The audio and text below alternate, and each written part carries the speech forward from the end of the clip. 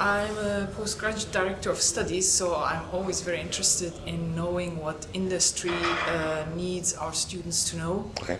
So to see what is already being incorporated into our curriculum. Okay.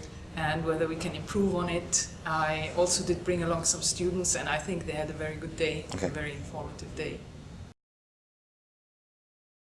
Actually, it was quite an interesting mix, because there was some basic presentations on the background of Agile, which was very useful to see what it's at now.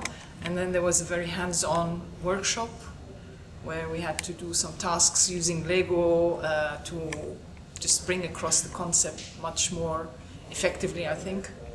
And that was interesting, yeah.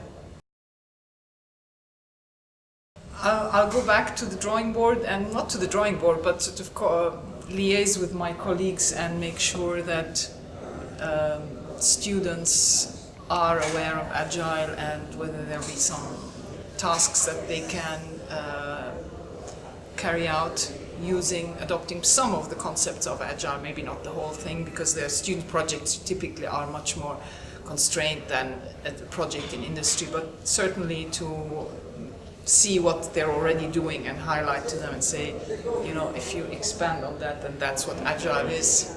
I was here with my colleague, and we sat next to each other, and we actually looked at each other and said, we actually are implementing some of these aspects of it in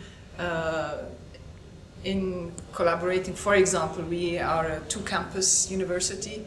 We are in Dubai and we're also in Edinburgh, so we have to collaborate with colleagues in Edinburgh.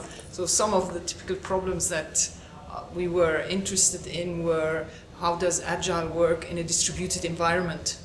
Which we saw some case studies where you're developing software across continents, and that surely is a very significant task. So that was an enlightening case study for us. Yeah.